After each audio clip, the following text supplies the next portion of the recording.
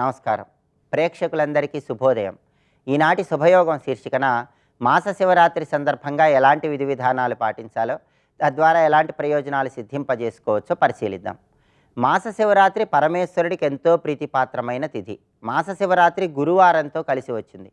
జ్యోతిష శాస్త్రపరంగా గురుగ్రహానికి అధిష్టాన దైవం పరమేశ్వరుడు. కాబట్టి జాతకపరంగా ఉన్న గురుగ్రహ దోషాలు, రాశిపరంగా ఉన్న గురుగ్రహ దోషాలు తొలగింపజేసుకోవటానికి, జాతకంలో గురుబలాన్ని పెంపొందింపజేసుకోవటానికి గురువారంతో కూడిన మాస శివరాత్రి విశేషంగా సహకరిస్తుంది. గురువారంతో కూడిన మాస శివరాత్రి సందర్భంగా ఈశ్వరుడికి కొబ్బరి నీళ్లతో అభిషేకం చేస్తే ఆర్థికంగా మంచి పురోభివృద్ధి ఏర్పడుతుంది.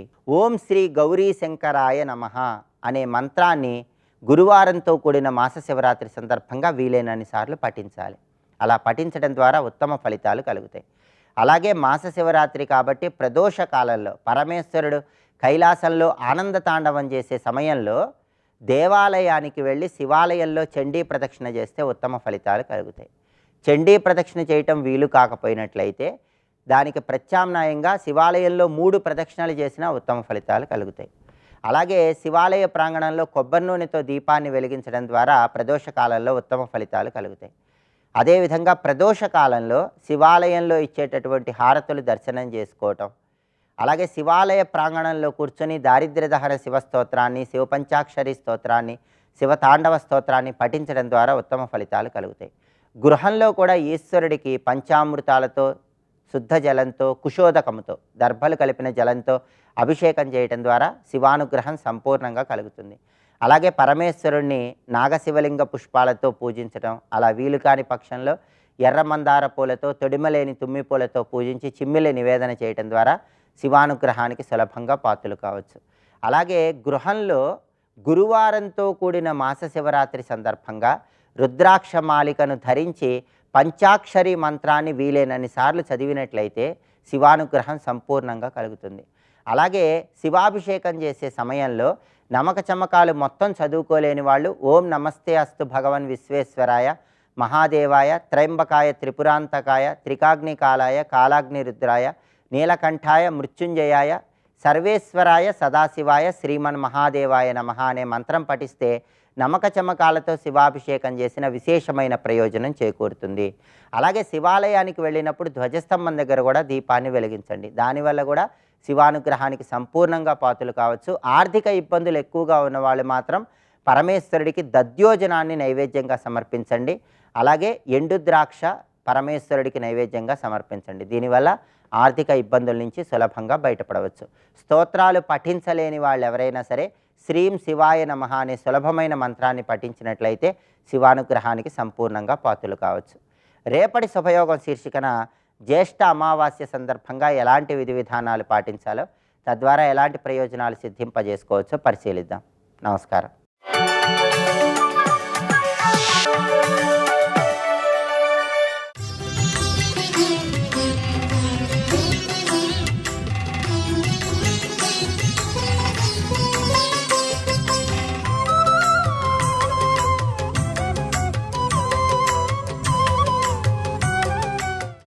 అమ్మవారు భండాసుర సంహారం చేయడానికై ఆవిర్భవించినప్పుడు ఆ రూపాన్ని వర్ణించారు.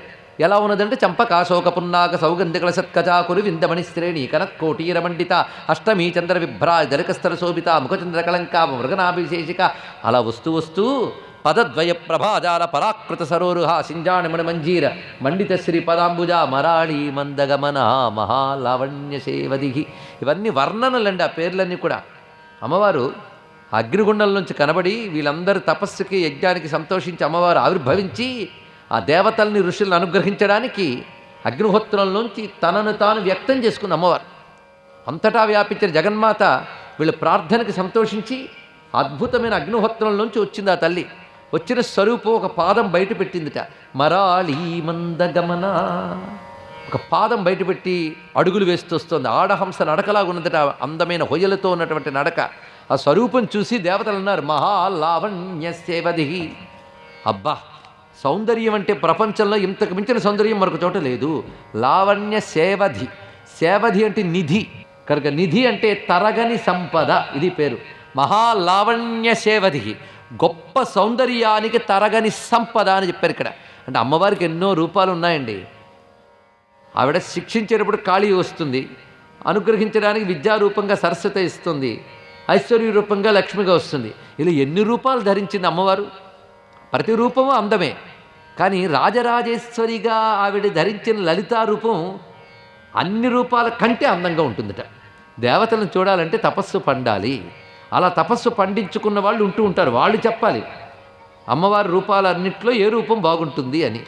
ఈ రూపం బాగుంటుంది అంటే ఈ రూపం బాగుండదు అని అన్నట్టే కదా. అలా అనకూడదు. అమ్మవారి ప్రతి రూపము గొప్పదే. కానీ ఈ మహాలావణ్య సేవది అనే మాట కేవలం ఈ లలితాంబికకు మాత్రమే ఎందుకన్నారు? ఇది ఆలోచించాలి కదా. ఆలోచించాలంటే అమ్మవారిని చూసిన వాళ్ళని ఎవరిని అడగాలి. అలా చూసిన వాళ్ళల్లో రామకృష్ణ పరమహంస అంతే కదా. అక్కడెక్కడో కలకత్తాలో ఉన్నటువంటి మహానుభావుడు, కాళీదేవిని ఉపాసించిన మహానుభావుడు, ప్రపంచాన్నంతటి కూడా ప్రభావితం చేసిన మహానుభావుడు. 50 ఏళ్ల జీవితకాలంలోనే ప్రపంచానికి కావలసినంత ఇచ్చాడు. అది అందిపుచ్చుకున్న శిష్యుడు 39 ఏళ్లకే నేటికి మనకి జ్ఞానాన్ని ఇచ్చేటంత మహానుభావుడు అయ్యాడు. అవునా లేదు? ఇక్కడ రామకృష్ణ పరమహంస ఒక మాట చెప్తారు, నేను అమ్మవారి అన్ని రూపాలు చూశాను అన్నాడు ఆయన. ఎందుకంటే సాధారణంగా ఒక దేవత అనుగ్రహం కావాలి అంటే గురువు దగ్గర మంత్రం పుచ్చుకొని అందులో అక్షరలక్షలు చేసి దానిలో దశాంశం హోమం చేసి దశాంశం తర్పణం చేసి దశాంశం అన్నదానం చేస్తే మంత్రసిద్ధి వస్తుంది, దేవత కనబడదు. చూడండి ఇక్కడ అలాంటి దేవత కనబడాలంటే ఎంత అఖండ తపస్సు ఉండాలండి. ఎందుకంటే మంత్రం ప్రారంభించినప్పుడు ఏకాగ్రంగా కూర్చుంటాం, తర్వాత 2-3 మంత్రాలు అయ్యేటప్పటికల్లా మనస్సు ఎక్కడో మనం ఎక్కడో. అయినా పర్వాలేదు, చెయ్యాలి, ఆపకూడదు, పాపం పోతుంది, ఎన్ని జన్మలకో కనబడుతుంది, వేరే విషయం. కానీ కొందరు మహాత్ములు ఉంటారు, వారు ఒక మాల తిప్పితే అమ్మవారు కనబడతారు. అలాంటి వారిలో పరమహంస ఒకరు. ఆయన హోమాలు అక్కర్లే, ఏమీ అక్కర్లేదు. ఆయనకి ఎందుకండి? అనేక జన్మల సాధనలు పండి ఒక సిద్ధపురుషుడు అయ్యాడు. ఆయన ఒక మాల తిప్పితే అమ్మవారు కనబడుతుంది. అలాగా కాళీ మంత్రం, సరస్వతీ మంత్రం, ఆ సరస్వతీ మంత్రాల్లో మళ్ళీ శ్యామలా మంత్రం, ఈ మంత్రం, ఆ మంత్రం, అన్ని మంత్రాలు చేశాడు ఆయన. ఆ మంత్రం పూర్తవడం వింటే అమ్మవారు కనబడేవారు. ఇలా నాకు అమ్మవారు అన్ని రూపాలు కనబడ్డాయి. అంత గొప్పగా చెప్పాడు చూడండి. చూశాను అని కాదు, కనబడ్డా అన్నాడు. చూశానంటే నా అహంకారం, కనబడ్డాయంటే అమ్మవారి దయ. నేను జపం చేస్తూ ఉంటే అమ్మవారు కనబడ్డారు నాకు. అన్ని రూపాలు బాగున్నాయి, అందరి సందేహం లేదు. కానీ ఒక రూపం మాత్రం ఉన్నది, ఆ రూపం అత్యద్భుతము. ఆ రూపం ఎవరంటే లలితా పరమేశ్వరి రూపము అని చెప్పారు ఇక్కడ. అందుకు రూపాలన్నిట్లోకి అంత మహాసౌందర్యం ఇంకెక్కడ లేదు కనుక ఆ తల్లి పేరు త్రిపుర సుందరి. లావణ్యం సేవధి. సేవధి అంటే లావణ్యానికి నిధి, సౌందర్య నిధి. ప్రపంచంలో మీరు అనేక సౌందర్యాలు చూస్తారు. ఒక అందంగా వికసించిన పూల తోటని చూస్తే ప్రకృతిలో అబ్బా ఎంత అందమో అంటాం. ఉదయిస్తున్న పూర్వ సంధ్య, ఆ తొలి సంధ్య కాంతులు చూస్తే ఎంత అందమో అంటాం. అందంగా ప్రవహిస్తున్నటువంటి నదిని కానీ అరణ్యాన్ని గురించి చూస్తే, చంద్రుణ్ణి చూసినా అబ్బా ఎంత అందమో అంటాం. ఇవన్నీ అందమో అవునా కాదా? ఈ అందాలు ఎవరు సృష్టించారు? ఆవిడే కదా. అయితే ఈ అందాలన్నీ మనం చూస్తున్నవి అమ్మవారి అందంలో బిందు అంత. ఇది చూడండి ఇక్కడ మనం చూడగలిగిన సమస్త సౌందర్యాలు ఒక దగ్గరికి తెచ్చిపెట్టిన అమ్మవారి మహాసౌందర్యంలో బిందువులు ఇవన్నీ కూడా. మరి అమ్మవారు సింధువు, అమ్మవారు సౌందర్య సముద్రమైతే ఆ సౌందర్యపు బిందువులయ్యా నువ్వు ప్రపంచంలో చూస్తున్న సర్వలోక సౌందర్యాలు. అందుకే ఆ తల్లి మహాలావణ్య సేవధి మాట చెప్పడంలో విశేషం ఏంటంటే ఆ సౌందర్యంలోంచే చిన్న చిన్న ముక్కలు వచ్చి మనకు కనబడుతున్నాయి ప్రపంచంలో. ప్రతి సౌందర్యము అమ్మవారి యొక్క ఒకానొక కిరణము అని భావించగలిగితే సౌందర్యాన్ని మాతృదృష్టితో చూసి నమస్కరించగలిగే సంస్కారం మనకు వస్తుంది. పరిశీలించండి ఇక్కడ. అలాగా అమ్మవారు లావణ్యానికి నిధి గనక పేరు లలిత. లోకాతీత లావణ్యాత్ లలిత తేన శోచ్యతే అని పెద్దలు చెప్తున్నారు.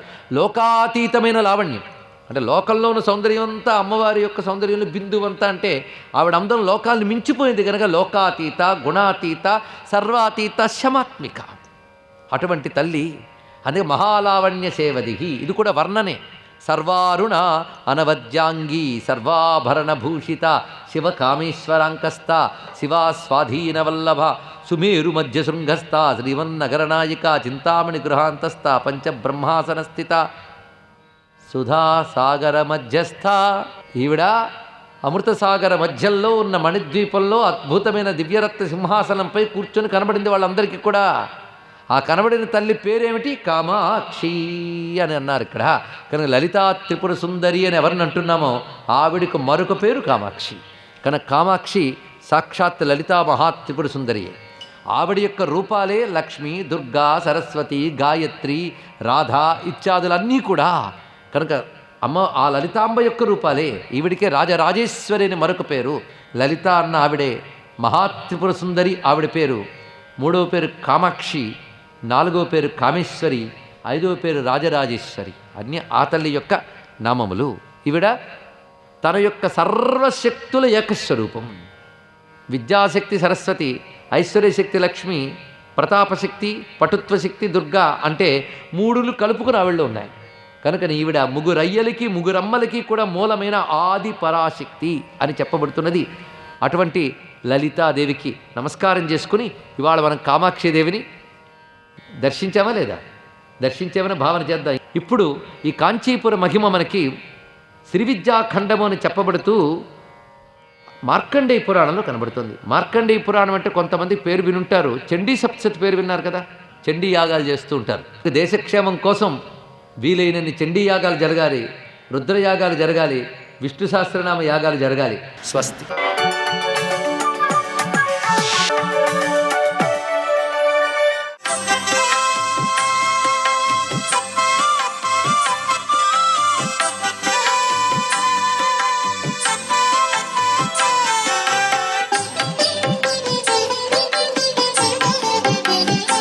ఓం నమో నారాయణాయ.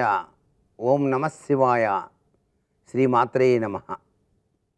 ఈరోజు మాస శివరాత్రి ప్రదోష వేళ గనక పరమేశ్వరుణ్ణి గనక వివిధ పండ్ల రసాలతోనూ వివిధ రకాలైనటువంటి ద్రవ్యాలతోనూ అభిషేకార్చన నిర్వహించినట్లయితే ఆయన సాక్షాత్తు గురుకృపారసాన్ని మనకు ప్రసాదిస్తాడు.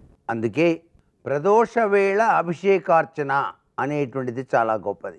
మాస శివరాత్రి రోజు ఉపవాసం ఉండి ప్రదోష వేళ గనక స్ఫటికలింగమైన, పాదరసలింగమైన, మృత్తికాలింగమైనా సరే, ఏ లింగమైనా సరే ఇంటిలో ఉంచి నమక చమక పారాయణతో వివిధ ద్రవ్యాలతో అభిషేకార్చన చేసి శివునికి చాలా ప్రీతికరమైనటువంటి రుద్రాక్ష నీటితో కూడా అభిషేకం చేయాలి. ఏకముఖి రుద్రాక్షను మించింది లేదు. అది సాక్షాత్తు సూర్య భగవాన్ యొక్క అంశగా మనకు శాస్త్రాలు తెలియజేస్తున్నాయి. ఆ సూర్యతత్వానికి నిదర్శనమైనటువంటి ఏకముఖిని ఎవరైతే ధరిస్తారో వారికి పరిపూర్ణమైనటువంటి ఆరోగ్య ఐశ్వర్యాలు కలిగిస్తాడు పరమేశ్వరుడు. అటువంటి ఏకముఖిని నీటిలో ఉంచి గనక అభిషేకం చేస్తే ఈ మాస శివరాత్రి నాడు నభూతో నభవిష్యతి అన్న చందంగా వివిధ రంగాలలో అభివృద్ధిని సాధించడానికి ఆస్కారాన్ని ఇస్తాడు ఆ పరమేశ్వరుడు. అంతేకాకుండా ఆ పరమేశ్వరునికి ప్రీతికరమైనటువంటి చిమ్మిలి నైవేద్యంగా సమర్పించి 10 మందికి గనక పంచినట్లయితే ఈ రోజున వారి జీవితంలో దుఃఖం అనేటువంటిదే కలగనే కలగదు. పరిపూర్ణ సుఖప్రదమైన జీవితాన్ని సాధింపజేయటానికి పరమేశ్వరుడు తన దివ్యవంతమైన అనుగ్రహ కరుణా కటాక్ష వీక్షణాల్ని ప్రసరింపజేస్తాడు సుమా అంటోంది శాస్త్రం. శివునికి ప్రీతికరమైనటువంటిది, చాలా విశిష్టవంతమైనది మారేడు దళం. ఆ మారేడు దళం ఒక దళానికి 3 ఆకులు ఉంటాయి. ఆ 3 ఆకులపైన గంధం రాసి విభూది వేసి ఓం త్రయంబకం యజామహే సుగంధిం పుష్టివర్ధనం ఉర్వారకమే బంధనాత్ మృత్యోర్ముక్షీయమామృతాత్ అంటూ ఆ ఏకబిల్వం శివార్పితం అంటూ పరమేశ్వరుని యొక్క ఆ స్ఫటికలింగానికి సమర్పణ కావించి మనస్ఫూర్తిగా నమస్కారం చేస్తేనే చాలు. ఈ యొక్క మాస శివరాత్రి ప్రదోష వేళ అద్వితీయమైనటువంటి ప్రభావాన్ని పరమేశ్వరుడు మనకు ప్రసాదిస్తాడు.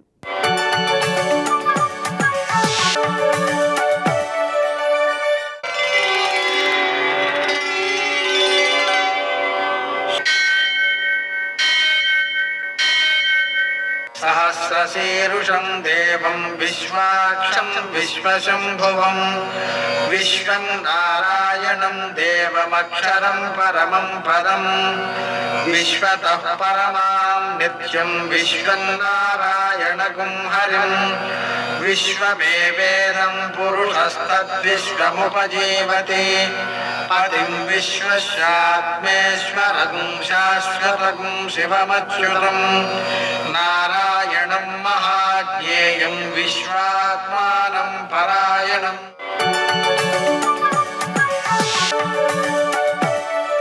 सूर्यशौर्यमथेन्दुरिन्द्रपदवी सन्मङ्गलं मङ्गलम्। नमस्ते भगवन् देवदत्तात्रेय जगत्प्रभो सर्वबाधाप्रशमनं कुरु శాంతిం ప్రయచ్చమే. నేటి కాలమాన విశేషాలను గమనిద్దాం. స్వస్తి శ్రీ చాంద్రమాన క్రోధినామ సంవత్సరం దక్షిణాయనం, కొన్ని పంచాంగాల్లో ఉత్తరాయణం, గ్రీష్మ ఋతువు జ్యేష్ఠమాసం, కృష్ణపక్షం, గురువారం. సూర్యోదయం 5:50 సూర్యాస్తమయం 6:51. తిథి త్రయోదశి ఉదయం 5:54 వరకు, తరువాత చతుర్దశి తెల్లవారుజామున 4:58 వరకు, నక్షత్రం మృగశిర రాత్రి 3:54 వరకు, వర్జం ఉదయం 9:40 నుంచి 11:15 వరకు, దుర్ముహూర్తం ఉదయం 10:10 నుంచి 11:02 వరకు, మరల మధ్యాహ్నం 3:23 నుంచి 4:15 వరకు, అమృతకాలం రాత్రి 7:11 నుంచి 8:46 వరకు, రాహుకాలం గురువారం కాబట్టి మధ్యాహ్నం 1:30 నుంచి 3 గంటల వరకు, అష్టకవర్గు రీత్యా శుభప్రదమైన సమయం ఉదయం 8:10 నేటి విశేషం అవమాదినం అంటే అర్థం ఏమిటంటే, ఈరోజు సూర్యోదయానికి ఒక తిథి ఉంటుంది, రేపు సూర్యోదయం లోపల రెండో తిథి పూర్తయిపోతుంది, మూడవ తిథి రేపు సూర్యోదయానికి ఉంటుంది. అలాంటి రోజున మనం చేసేటువంటి ధార్మిక కృత్యాలు ఏవైనా సరే, దానం కానీ నదీ స్నానం కానీ, అవి విశేషమైన సత్ఫలితాలను అందజేస్తాయి. అందుకని ఇటువంటి మంచి ఫలితాలను ఇచ్చేటువంటి సమయాన్ని సద్వినియోగం చేసుకుంటూ, రోజంతా కూడా దానం చేయడం అనేది మంచిది, కానీ రోజంతా దానం చేయడం అనేది సాధ్యం కాదు కదా. అందుకని రోజంతా మానసికంగా చేసిన దానం కూడా కలియుగంలో సత్ఫలితాలనే ఇస్తుంది. కాబట్టి జనని కనకవృష్టిన్ దక్షిణాంతేర్పయామి అని అమ్మవారికి బంగారు వర్షాన్ని కురిపిస్తున్నట్టుగా ఆ మంత్రం చేసుకుంటూ, జపం చేసుకుంటూ, ధ్యానం చేసుకున్నట్టయితే దానివలన రోజంతా దానం చేసిన ఫలితం వస్తుంది. అది విశేషమైన సత్ఫలితాలను మనకు అందిస్తుంది. ఆర్థికమైన ఇబ్బందులు తొలగుతాయి, ఆరోగ్యపరమైన ఇబ్బందులు తొలగుతాయి, చుట్టూ ఉండే వ్యక్తులతో అనుకూలతా సంబంధమైనటువంటి ఇబ్బందులు కూడా తొలగిపోతాయి. ప్రశాంతకరమైన జీవనానికి అది బాగా ఉపకరిస్తుంది. అలాగనే ఈరోజు మాస శివరాత్రి ఉందండి. మాస శివరాత్రి సందర్భంగా ఉదయకాలం, మధ్యాహ్నకాలం, సాయంకాలం, అర్ధరాత్రి అనే 4 సమయాల్లో కానీ 3 గంటలకు ప్రతి జాములోనూ పూజ చేయడం కానీ, అంటే అలా 8 సార్లు చేయడం. ఇవన్నీ సాధ్యం కాకపోతే ప్రదోషకాలం విడిచిపెట్టకుండా, అంటే సూర్యాస్తమయం నుంచి 1:12 సమయం, ఆ సమయంలో చేసుకుంటూ మళ్ళీ అర్ధరాత్రి కూడా ఆ శివారాధన చేసుకున్నట్లయితే ఆ ఫలితాన్ని మనం పూర్తిగా పొందుతాం. విశేషించి మాస శివరాత్రి రోజున ఉపవాసం ఉండి శివారాధన చేయడం ద్వారా వారి యొక్క అనుగ్రహంతో ఆరోగ్య సంబంధమైన ఇబ్బందులు కానీ, అలాగనే ఆర్థిక సంబంధమైన ఇబ్బందులు కానీ ఉన్నట్లయితే అవి పూర్తిగా తొలగిపోతాయి. వాటితో పాటు శివానుగ్రహం ద్వారా మోక్షలక్ష్యం గల వారికి మోక్షలక్ష్యము కూడా సిద్ధిస్తుంది. మరో విశేషం, ఇవాళ గురువారం. గురువారం సందర్భంగా దత్తాత్రేయ స్వామి వారి యొక్క ఆరాధన ఆర్థిక విషయాలలో అభివృద్ధిని, దాన్ని సద్వినియోగం చేసేటువంటి నైపుణ్యాన్ని, విశేషించి చుట్టూ జరిగేటువంటి ఘటనల ద్వారా జ్ఞానాన్ని సముపార్జించగల శక్తిని కూడా అందిస్తాయి. నేటి ఆణిముత్యాలు.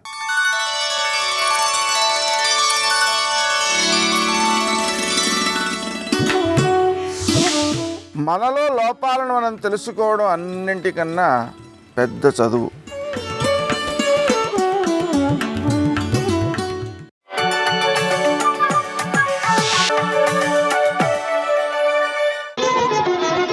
జయ జయ జయ జయ జయ శ్రీ హనుమా, జయ జయ జయ జయ ప్రభుదయ గనుమా. ధర్మము అంటే పట్టుకున్నది ధర్మం, తెలిసినది ధర్మం కాదు. అందుకే ఎందుకు సుందరకాండ అయింది అంటే సీతమ్మ 1000 టన్నుల ప్రశ్న ఒకటి వేసింది రావణాసురుని. ఇహ సంతో నవాసంతి సతోవా నానువర్తసే తథాహి విపరీతాతే బుద్ధిరాచారవర్జిత అని అడిగింది. అసలు ఇక్కడ మంచి చెప్పేవాళ్ళు లేరా? ఒకవేళ మంచి చెప్పేవాళ్ళు ఉన్నా నువ్వు వినవా? ఎక్కడుంది నీతో సమస్య అని అడిగింది. అయ్య బాబోయ్, ఎంత పెద్ద ప్రశ్న అండి! తెలియకపోవడం ఎప్పుడూ తప్పు కాదు. ఏ మనుష్యుడు కూడా సంపూర్ణమైనటువంటి జ్ఞాని కాలేడు. ఎవరో ఎక్కడో కారణజన్ములై కోట్ల మందిలో ఒకడవుతాడు. కానీ ఒక మంచి మాట విన్నప్పుడు ఇది మంచి మాట అని అంగీకరించలేకపోతే, అది మంచిది అని మనసు చెప్తున్నా కూడా దాన్ని అనుష్ఠానంలోకి తెచ్చుకోవడానికి ఆభిజాత్యం అడ్డొస్తే వాడిని ఉద్ధరించగలిగిన వాడు మాత్రం ఎవరూ ఉండడు. అందుకే లంక గురించో మాట అంటారు, ఇమాంత విషమాం దుర్గాం లంకాం రావణపాలితాం ప్రాప్యాసిస మహాబాహు కింకరిష్యతి రాఘవ. ఇంత మూర్ఖుడు పరిపాలిస్తున్న చోటికి రాముడే వస్తే మాత్రం ఏం చేస్తాడు? ఇక్కడ మూర్ఖత్వానికి పోయిన వాడిని ఉద్ధరించడానికి పరమేశ్వరుడే వచ్చి చెప్పినా వాడు మాట వింటాం. వాడి మూర్ఖత్వం వాడిని పాడి చేసేస్తుంది. కళత్రానిచ సౌమ్యాని మిత్రవర్గం స్తథైవచ యదీచ్ఛసి చిరం భోక్తం మాకృధారామ విప్రియం అని చెప్పాడు మారీచుడు. ఒరే, చేసినవి ఎన్నో తప్పులు చేశావు, హాయిగా ఆనందం అనుభవిస్తున్నావు, ఇంతమంది కాంతలతో ఉన్నావు, కాంచనలంకలో ఉన్నావు, కావలసిన భక్ష్యభోజ్యములను స్వీకరిస్తున్నావు, ఒక్క సీతమ్మ జోలికి వెళ్ళకరా, బతికేస్తావు. ఒక్క సీతమ్మ జోలికి వెడితే పుత్రమిత్ర కళత్రాదులతో నశించిపోతావు, వదిలేయి అన్నాడు. విన్నాడా? అది మూర్ఖత్వం అంటే. మంచి మాట వినను మొదటి తప్పు. మంచి మాట వినబడినా ఒకవేళ మనసులో అది మంచి మాట అని నాకు ఎరుకలోకి వచ్చినా నేను అనుష్ఠాన పర్యంతంలోకి తెచ్చుకోను. వాడు శరీరం మనుష్య శరీరంతో ఉన్నా వాడిని ఉద్ధరించగలిగిన వాడు ఉండడు. స్వామి వెనక్కి రండి, సీతమ్మ తల్లి దగ్గర అనుజ్ఞ తీసుకొని ఆ తల్లికి ప్రదక్షిణం ఆచరించి ఆ తల్లి దగ్గరే సెలవు తీసుకున్నారు. పృష్ఠభాగం చూపించారు. పెద్దల దగ్గర నుంచి వెళ్ళేటప్పుడు పృష్ఠభాగం చూపించకుండా జాగ్రత్త పడతారు వెనక్కి నడుస్తూ.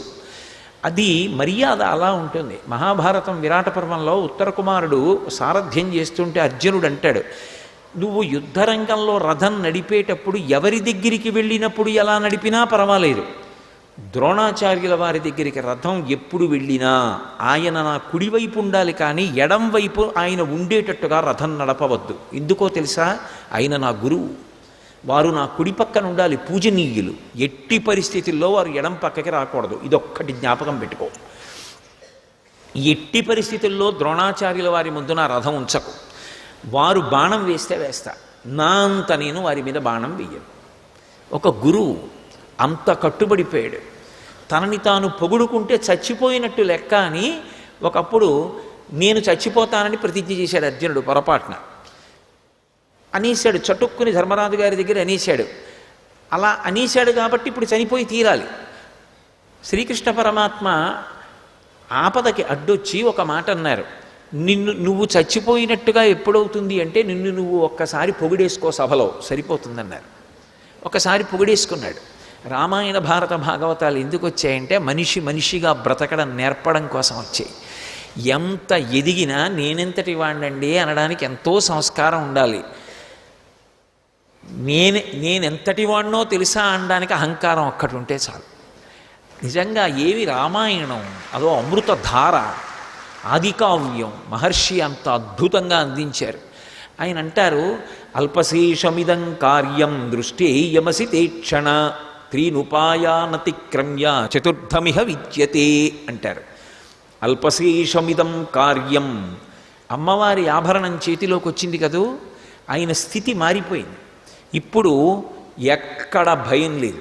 ఇప్పటి వరకు రామదాసుడిగా వచ్చి సీతాన్వేషణం చేస్తే సూర్యే చాస్తం గతే రాత్రౌ దేహం సంక్షిప్య మారుతి వృషదంశకమాత్ర సన్ బభూవాద్భుత దర్శన. పిల్లంత వారై అన్వేషణ చేశారు. అమ్మవారి ఆభరణం చేత్తో పట్టుకుంటే చూడామణి, ఎక్కడ లేని ధైర్యం వచ్చేసింది. అది శాక్తేయమైన ఆభరణం. వెంటనే ఆయన ఒక మాట అనుకున్నారు మనసులో, అల్పశేషమిదం కార్యం. పెద్ద పని అయిపోయింది. అసలు సీతమ్మ దర్శనం చేయడం చాలా పెద్ద పని. ఎందుకని అంటే సీతమ్మ దర్శనం నా ప్రయత్నం వల్ల ఉండదు. సీతమ్మ దర్శనం సీతమ్మ అనుగ్రహం మీద ఆధారపడింది. తల్లి అనుగ్రహం ఇచ్చింది, నాకు దర్శనం ఇచ్చింది. సర్వం శ్రీ ఉమామహేశ్వర పరబ్రహ్మార్పణమస్తు. స్వస్తి.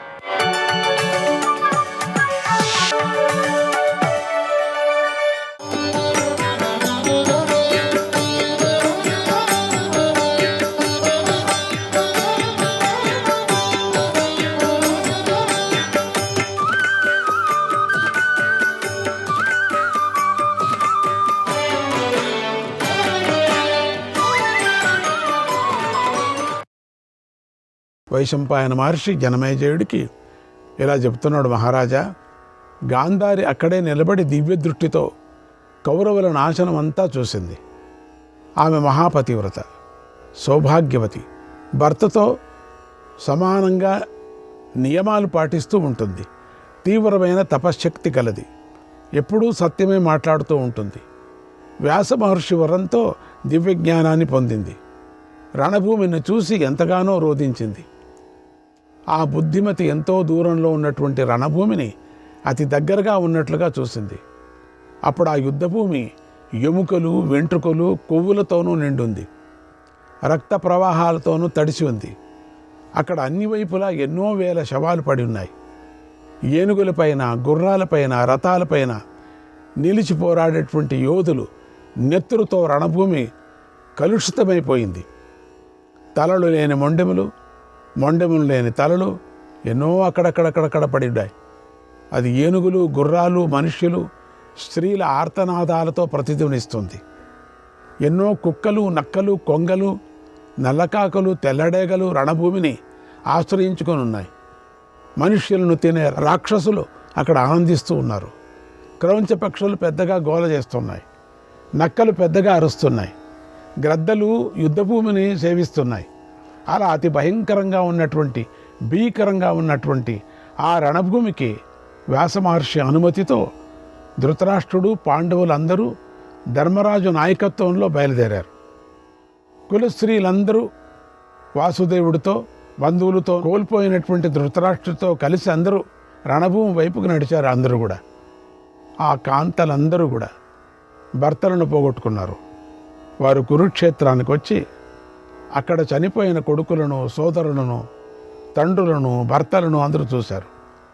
అక్కడ శవాలను, మాంసాన్ని తినే జంతువులు, నక్కల గుంపులు, కాకులు, భూతాలు, పిశాచాలు, రాక్షసులు, వివిధ నిశాచారులు తింటున్నారు. అది రుద్రుడి క్రీడాస్థలంగా ఉంది. భీకరంగా ఉన్నటువంటి ఆ రణభూమిని చూసి స్త్రీలందరూ పెద్దగా రోధిస్తూ తమ వాహనాల నుండి కింద పడ్డారు. వారికి రణభూమి ఎలా ఉంటుందో తెలియదు కనుక ఎప్పుడూ చూడని ఆ రణభూమిని చూసి పాపం వాళ్ళెంతో దుఃఖించారు. కొందరు శవాలపై పడ్డారు, కొందరు నేల కూరారు. వారందరూ అలసిపోయి అనాథులైపోయారు. ఆ పాంచాల కౌరవ కాంతులతో కొంచెం కూడా చైతన్యం కనిపించలేదు. అందరూ చాలా దయానీయమైన స్థితిలో ఉన్నారు. దుఃఖంతో మనసు దెబ్బతిన్నటువంటి ఆ స్త్రీల విలాపాలు అన్ని వైపులా ప్రతిధ్వనించాయి. పరమ భీకరంగా ఉన్నటువంటి ఆ రణభూమిని గాంధారి వ్యాస మహర్షి ఇచ్చినటువంటి దివ్య దృష్టితో చూసి కృష్ణుని పిలిచేలా అంది, ఓ పుండరీకాక్ష, మాధవ, భర్తను కోల్పోయిన నా కోడళ్ళు జుట్టు విరబోసుకొని క్రౌంచ పక్షుల్లాగా కనిపిస్తున్నారు చూడు. వారు తమ భర్తల గుణాలను తలుచుకుంటూ వారి శవాలపై పరిగెత్తుకొని వెళుతున్నారు చూడు. ఎక్కడెక్కడ ఎతుకుతున్నారు, శవాలపై ఏడుస్తున్నారు. పుత్రులు, సోదరులు, తండ్రులు భర్తల శవాల వైపు ఎవరికి వారుగా వెళుతున్నారు, ఎతుకుతున్నారు. ఓ మాధవ, పుత్రుణ్ణి కోల్పోయిన వీరమాతలతో ఒకవైపు రణభూమి నిండిపోయింది, అలాగే భర్తను పోగొట్టుకున్న వీరపత్నులతో మరోవైపు రణభూమి నిండిపోయింది. ప్రజ్వలించే అగ్నుల్లాగా పురుషోత్తములైన కర్ణుడు, భీష్ముడు, అభిమన్యుడు, ద్రోణుడు, ద్రుపదుడు, శల్యులచే రణభూమి శోభిస్తుంది వీళ్ళందరితో. ఆ మహాత్ముల బంగారు కవచాలు, పతకాలు, మణులు, భుజకీర్తులు, కేయూరాలు, హారాలతో యుద్ధభూమి అలంకరించబడింది. ఒకవైపు వీరుల చేతి, వాళ్ళ నుండి వెలువడినటువంటి శక్తులు, పరిగలు, తీక్ష్ణ ఖడ్గాలు, ధనస్సులు, బాణాలు కూడా పడి ఉన్నాయి. మరోవైపున ఆనందంగా గుంపులు గుంపులుగా ఉన్నటువంటి క్రూర జంతువులు నిలబడి ఉన్నాయి అవి తినటానికి. వాటిలో కొన్ని ఆడుకుంటున్నాయి.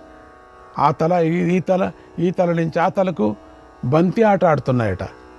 కొన్ని పడుకొని ఉన్నాయట కొన్ని శవాల మీద. ఓ ప్రభు, దారుణంగా ఉన్నటువంటి ఈ రణరంగాన్ని చూడు. ఓ కృష్ణ, చూసే కొద్దీ శోకంతో నేను కాల్చివేయబడుతున్నాను. మధుసూదన, పాంచాలురు, కౌరవులు నశించడం అంటే పంచభూతాలు నాశనమైనట్లుగానే నేను భావిస్తున్నాను. రక్తంతో తడిసిన గరుడ పక్షులు, గద్దలు కొందరిని లాగుతున్నాయి. మరికొందరిని వేల కొద్దీ ఉన్న గద్దలు కాళ్లతో తొక్కిపెట్టి తింటున్నాయి. జయద్రథుడు, కర్ణుడు, ద్రోణుడు, భీష్ముడు, అభిమన్యుల వినాశాన్ని ఎవరు ఊహించగలరు చెప్పునాయన? చచ్చిపోతారని ఎవరూ అనుకోలేదు కదా, కానీ చచ్చిపోయారు. దాదాపు ఎవరూ చంపలేని వారంతా కూడా ఇప్పుడు చంపబడి ప్రాణాలు కోల్పోయారు. అచేతనంగా పడి ఉన్నారు. గద్దలకు, డేగలకు, కుక్కలకు, నక్కలకు ఆహారమైపోయారు. దుర్యోధనుడికి లోబడి నిలబడి అసహనానికి లోనై ఆపదలను పొంది చల్లారిన అగ్నిలాగా ఉన్నటువంటి ఈ పురుషోత్తములను చూడు. గతంలో మెత్తని పరుపులపై వీరందరూ పడుకొని నిద్రించారు. ఇప్పుడు మరణించి కటిక నేల మీద పడుకొని ఉన్నారు. ఆయా సమయాల్లో ఎప్పుడూ స్తోత్రాలు చేసే వందులతో అభినందించబడ్డారు. అలాంటి వారు ఇప్పుడు నక్కలు చేసే అమంగళకరలైన రకరకాల అరుపులను వింటున్నారు. గతంలో చందనము, అగరు పూసుకొని పరుపులపై పడుకున్నటువంటి ఈ వీరులు ఇప్పుడు ధూళిలో నిద్రిస్తున్నారు. ఈ గ్రద్దలు, నక్కలు, కాకలు, ఆడనక్కలు మాటిమాటికి ఘోరంగా అరుస్తున్నాయి. అవి వీరుల ఆభరణాలను లాగుతున్నాయి. యుద్ధమంటే ఇష్టపడే వీరులందరూ బ్రతికి ఉన్నట్లుగానే ఉన్నారు. పదునైన బాణాలు, కత్తులు, నిర్మలమైన గదలు పట్టుకొని వాళ్ళంతా అట్లట్లే ఉన్నారు. చక్కని రూపం, రంగు కలిగి ఆబోతుల్లాగా బలిష్ఠులై ఉన్నారు. ఆ వీరులందరూ ఆకుపచ్చని హారాలు ధరించి యుద్ధభూమిలో శయనించి ఉన్నారు. వారిని క్రూర జంతువులు పొర్లిస్తున్నాయి. కొందరు శూరులు, బాహువులు గడియల్లాగా ఉన్నాయి వాళ్ళవి. అంటే ఆ బాహువులంతా పెద్ద పెద్ద వాకళ్ళకు పెట్టే గడియలు అంటారే. కొందరు గదను కౌగిలించుకొని పడి ఉన్నారు. ఓ జనార్దన, కొందరు కవచాలను, నిర్మల ఆయుధాలను పట్టుకొని ఉన్నారు. క్రూర జంతువులు వారు బ్రతికే ఉన్నారని భావించి వారిని పీకటం లేదు. అటువంటి రచనాశక్తి ఋషులకే సాధ్యమవుతుంది. క్రూర జంతువులు కొందరు మహాత్ములను లాగుతున్నాయి. అప్పుడు వారి వద్ద గల బంగారు గొలుసులు చెల్లాచెదురుగా పడిపోతూ ఉన్నాయి. అలాగే వేల కొద్ది నక్కలు కూడా మృతుల మెడలోని హారాలను లాగుతున్నాయి. కొంతమంది పడుకో ఉంటే వాళ్ళు ఎట్లున్నారంటే ఇంకా బతికినట్టుండి నక్కలను దాని వాడి దగ్గరికి వెళ్ళటం లేదు, అమ్మ బతుకున్నాడు అని చెప్పి. అంటే అట్లా పడుకున్నారు వాళ్ళు. ఈ వీరులందరినీ వంది మాగదులు ప్రతి రాత్రి గడిచిపోగానే గొప్ప గొప్ప స్థుతులతోనూ ఉపచారాలతోనూ ఆనందింపజేస్తూ ఉండేవారు. ఇప్పుడు అటువంటి వారి దగ్గరకు చేరి అందమైన స్త్రీలందరూ దీనంగా ఏడుస్తున్నారు. ఆ స్త్రీల ముఖాలు వాడిపోయాయి. కొందరు కురు స్త్రీలు చింతిస్తూ సేవకులతో కలిసి చనిపోయిన వారిలో తమ వారిని వెతుకుతున్నారు. అప్పుడు వారి యొక్క చక్కని ముఖాలు రోషంతో ఉన్నాయి, రాగి రంగులోకి మారి ఉన్నాయి. ఓ కృష్ణ, దుర్యోధనుడి భార్యలను చూడు, వారందరూ మంచి కాంతి కలిగి ఏకవస్త్రులై ఉన్నారు. వారి ఏడుపులన్నీ కలిసిపోయాయి. ఆ స్త్రీల ఆర్తనాదాలు, విలాపాలలోని అర్థం పూర్తిగా తెలియటం లేదు. ఈ వీర వనితలను చూడు, వీరు దుఃఖంతో నిశ్చేష్టులై ప్రాణత్యాగం చేయాలని అనుకుంటున్నారు. ఎంతోమంది స్త్రీలు తమ వారి శరీరాలను చూసి విలపిస్తున్నారు. మరికొంతమంది తమ చేతులతో తలలు బాదుకుంటున్నారు. పడిపోయిన తలలు, చేతులు, సకల శరీర అవయవాలు ప్రోగులు పడి ఉన్నాయి. ఒకదానితో ఒకటి కలిసిపోయాయి. వాటితో రణభూమి అంతా వ్యాపించింది. వెతకటమే వెతకటం, ఎవరికీ దొరకలేదు సరిగా. తలలు లేని అందమైన మొండెములు లేని తలలు చూసి వాటి దగ్గరికి వెళ్ళిన స్త్రీలు మూర్ఛపోతున్నారు. తెలివిలేని ఆ స్త్రీలు తమ వారిని వెతుకుతూ ఎక్కడ కనిపించని తలను మొండెంతో కలిపి చూసుకుంటున్నారు. ఏది మొండెమో ఏది తలో అది శరీరానికి సరిపోవటం లేదు. మరొక తల కనిపించటం లేదు. శరీరానికి సరిపోయే తల కనిపించడం లేదు. ఒక ఆవిడేమో పీక్కుంటుంది, నా తల అది అని. లేదు లేదు, నా మొగుడు తల అని. అక్కడే పోట్లాట కాస్త. లేదు లేదు, నాది నాది నాది అని. పోనీ తలకు సరిపోయే శరీరము కనిపించటం లేదు. ఇది ఇతడి తల కాదని ఏడుస్తున్నారు. ఇంకొక ఆవిడ పీక్కుంటున్నది, ఈ తల నాది, నా మొగుడిది అని. ఎంత దుఃఖం వచ్చింది చూడండి. ఏం చేయాలో తెలియటం లేదు. ఇట్లా ఉందండి కాళ్లను కలిపి చూస్తున్నారు. ఒక్కొక్కరు ఎంతో దుఃఖిస్తూ పదే పదే మూర్చిపోతున్నారు.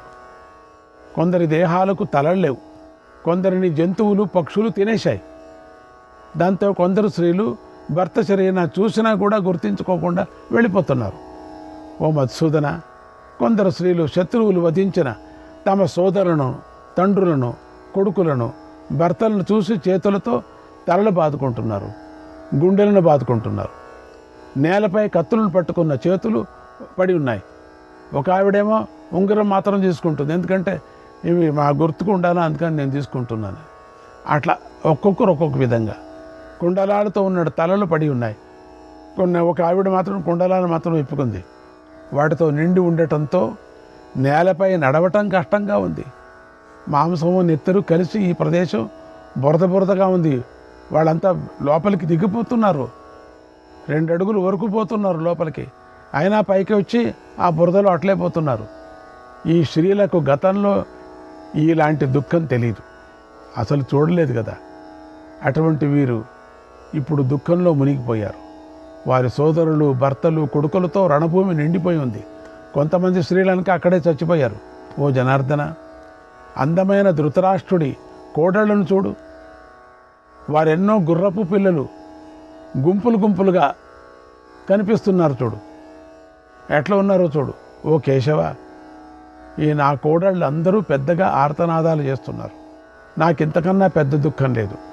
ఓ మాధవ, చనిపోయిన మనుమలు, కొడుకులు, సోదరులను చూస్తుంటే నేను పూర్వజన్మలో తప్పకుండా ఘోరమైన పాపం చేసి ఉంటాను నాకు అనిపిస్తుంది అని దుఃఖించింది. తర్వాత మరణించిన తన దుర్యోధనుణ్ణి చూసింది. అన్నాడు వైశంపాయన మహర్షి. శ్రీకృష్ణాయ పరమాత్మనే నమః. 17వ అధ్యాయం.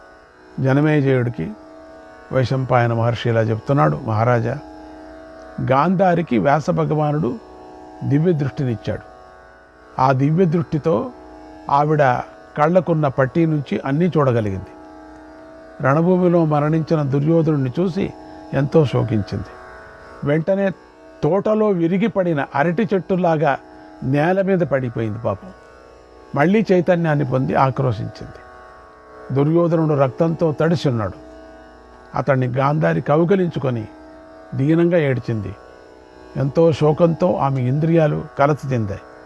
అయ్యో కుమారా అని పెద్దగా అరుస్తూ విలపించింది.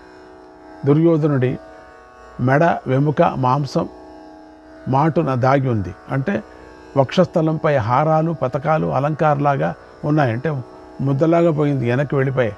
గాంధారి కన్నీటితో అతడి రొమ్మును తడుపుతూ రోధించింది. దగ్గరలో ఉన్న కృష్ణుడితో ఇలా నింది, ప్రభు, దాయాదులను నాశనం చేసే ఈ ఘోరమైన యుద్ధం వచ్చినప్పుడు దుర్యోధనుడు నా వద్దకు వచ్చాడు. చేతులు జోడించి, అమ్మా, ఈ దాయాదుల పోరులో నాకు జయం కలగాలని ఆశీర్వదించు అని నన్ను కోరాడు. నేను దుర్యోధనుడికి కలిగిన ఘోరమైన కష్టాన్ని గ్రహించి ఇలా అన్నాను, యతో ధర్మస్తతో జయగా,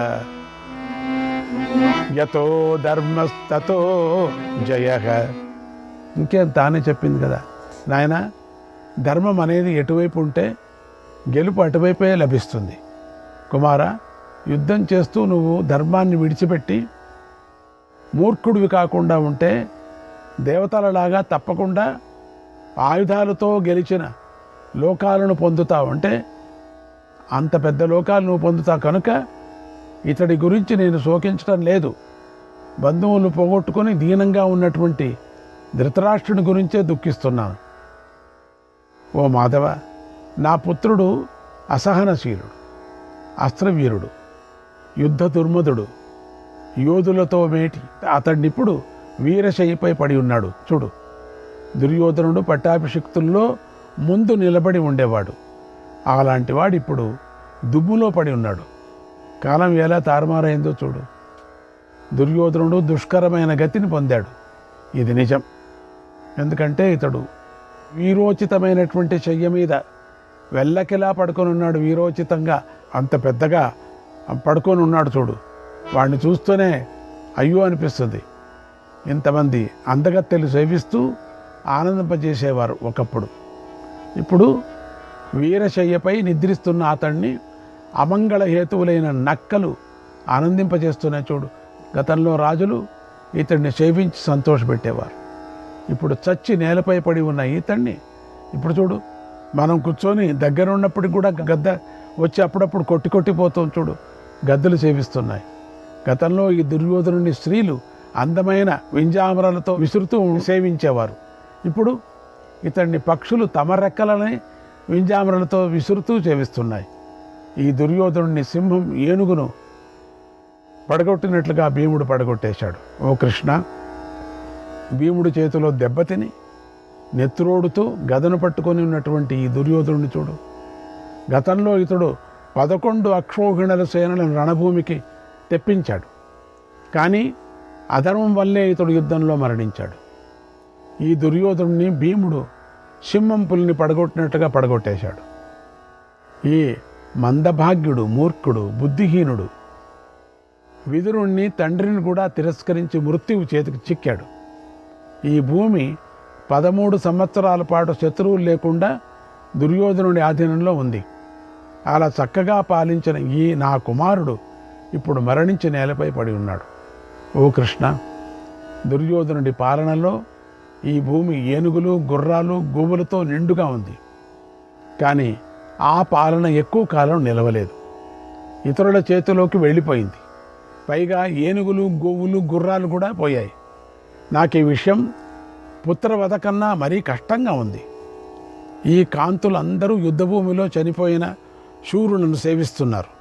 అదిగో లక్ష్మణుడి తల్లిని చూడు, ఆమె దుర్యోధనుడి తొడలపై జుట్టు విరబోసుకొని కూర్చుంది ఉంది. పూర్వం దుర్యోధనుడు బ్రతికి ఉన్నప్పుడు ఈమె ఇతడి భుజాన్ని ఆసరగా చేసుకొని ఆనందిస్తూ ఉండేవాడు. ఇప్పుడు రణభూమిలో చచ్చిపడి ఉన్నటువంటి నా కుమారుణ్ణి, అతడి కుమారుణ్ణి కూడా చూసి కూడా నా హృదయం 100 ముక్కలు కావటం లేదు.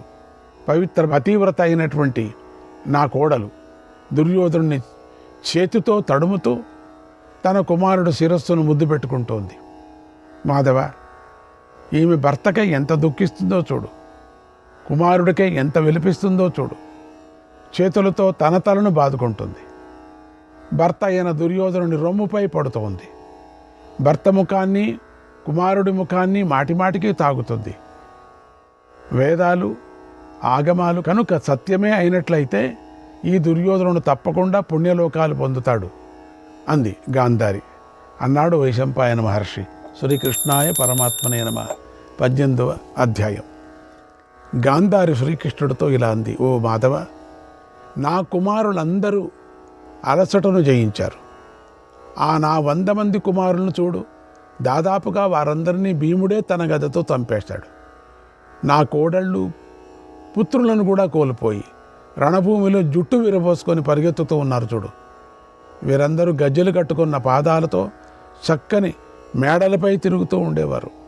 అలాంటి వీరు ఈ రోజున ఆపదలో పడి నెత్తురుతో తడిసిన ఈ భూమిపై తిరుగుతున్నారు. చేతులతో తాగుతున్నారు. దుఃఖంతో దీనులై పిచ్చిపట్టినట్టుగా ఆక్రోశిస్తున్నారు. గ్రద్దలను, నక్కలను, కాకులను ఎంతో కష్టం మీద దూరంగా తరిమి కొడుతున్నారు. ఈ దుర్యోధనుని భార్యను చూస్తుంటే నా మనస్సు ఎంతో కలత చెందుతుంది. శ్రీకృష్ణాయ పరమాత్మనే నమః.